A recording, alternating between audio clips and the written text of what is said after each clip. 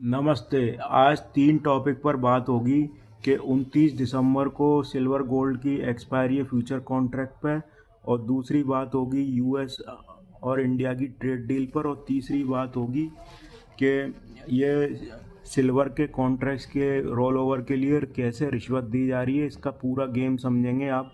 Video के अंत में बताऊंगा 1 किलो सिल्वर पैदा करने के लिए टोटल कितना खर्चा आता है, तो आप पूरा वीडियो समझिए विस्तार से और आपको पता चलेगा। तो उसको पहले जानने के लिए कि 29 दिसंबर को क्या होगा, उसमें मैं आपके आगे कुछ फैक्ट्स रख देता हूँ कि आप जानते होंगे जेपी मॉर्गन विश्व का सबसे बड़ा बैंक है और वो सिल्वर का सबसे बड़ा जो है जमा करता है। उसके पास करीब 23,000 मैट्रिक टन फिजिकल सिल्वर है और उसकी शॉर्ट पोजीशन करीब 6,000 मैट्रिक टन की थी फ्यूचर्स कॉन्ट्रैक्ट में। तो 9 दिसंबर को जो एक आर्टिकल छपा था उसमें बताया गया था कि उसने अपनी शॉर्ट पोजीशन 6,000 मैट्रिक टन की ख़त्म कर दी है और अब उसके पास total physical silver 23,000 metric ton है। तो 29 दिसंबर को 2-3 सिनेरियो बन रहे हैं।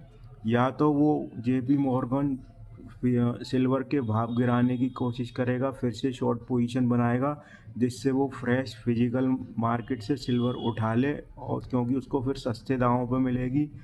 या फिर वो और लॉन्ग पोजीशन बनाएगा जिससे वो जिसकी जो 23,000 मैट्रिक टन सिल्वर है उसके दाम फिर से और ज़्यादा बढ़ें।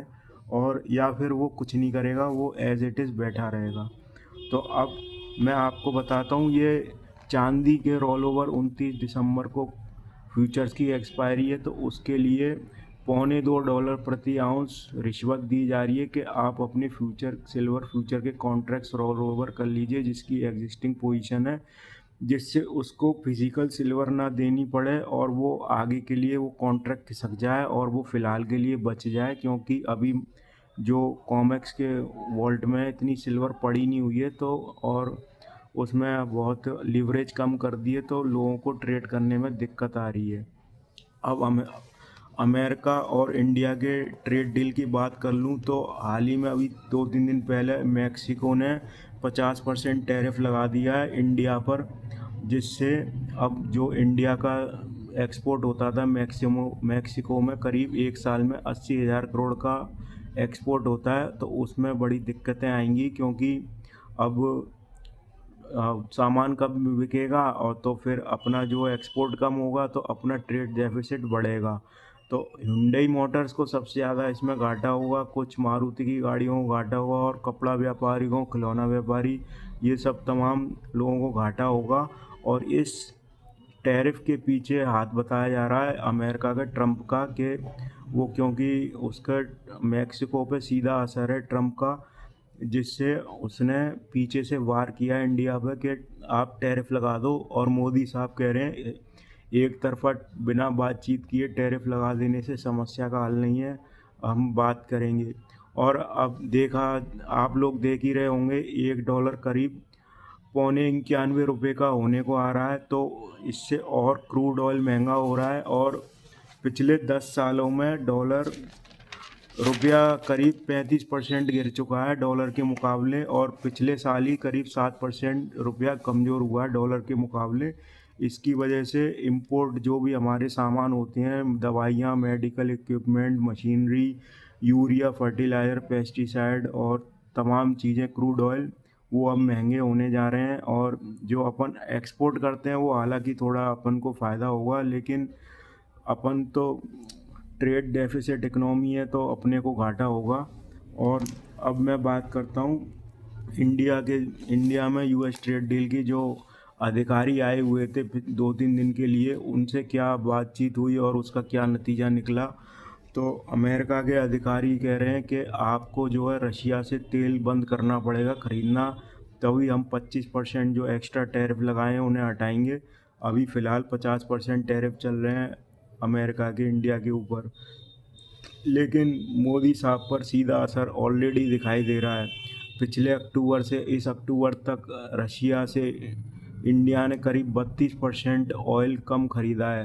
तो इससे साफ पता चल रहा है कि मोदी सरकार दबाव में है ट्रंप के आगे। और अगर ये टैरिफ ख़त्म करने, तो अमेरिका इस बात पर बिल्कुल एग्री नहीं हो रहा। वो सीधे सीधे उसने कह दिया है कि आप रशिया से बिल्कुल तेल खरीदना बंद कर दीजिए, हम 50 की जगह 25% टैरिफ कर देंगे। तो दोस्तों, मैं आप लोगों से पूछना चाहता हूँ, आप लोगों की क्या राय है इसके ऊपर? मोदी साहब को क्या करना चाहिए? वो बीच में अभी फंसे हुए हैं। और अभी 29 दिसंबर को बड़ी उठापटक होगी गोल्ड एंड सिल्वर में। तो आप लोगों को एसआईपी के जरिए रोज़ सोना और चांदी खरीदना है। जिसका जैसा बूता हो वैसे खरीदिए। कोई 100 रुपये रोज़ की खरीद सकता है, कोई 10 रुपये रोज़ की खरीद सकता है, कोई 500, कोई 1 लाख।